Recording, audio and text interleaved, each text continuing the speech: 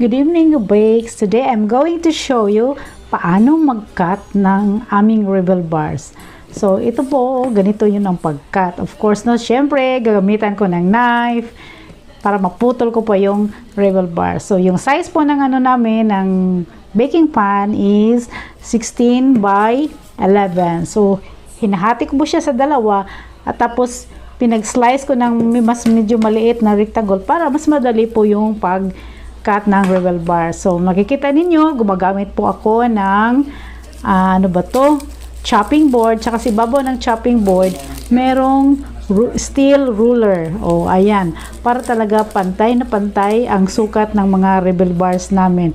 Pero of course, hindi po talaga exact na 2 by 2, may kunti po siyang extra 2 by 2.2 siguro dahil nga yung ano namin, yung paghati ko sa Rebel bars, yung size niya maging 8 by 11. So kung gusto ako makakuha ng ano, ng square na cut, dapat 2 by 2, pero dahil baga may extra 1 inch, kaya medyo sobra siya ng kunti lang naman. Okay, but it's actually advantageous sa mga ano, sa mga buyers namin, sa mga suki, sa mga cravers, sa mga ga-bakes natin. So ayan, so pagkatapos ko makat yung Rebel bars, ano, ninarap ko siya or pinapasok ko siya sa isang frosted na cellophane. Ayan, oh, nakikita. In-order ko lang po yan sa ano, sa Lazada. So pinapasok ko, tapos sinisale namin yun ng heat sealer para po ma-retain yung freshness ng Rebel bars at saka masarap siyang kainin kahit na mga ilang araw na po siyang ano, from ano sa from the time na na-bake po siya. So ang Rebel bars na ito, mas maganda pong kainin kung chilled siya.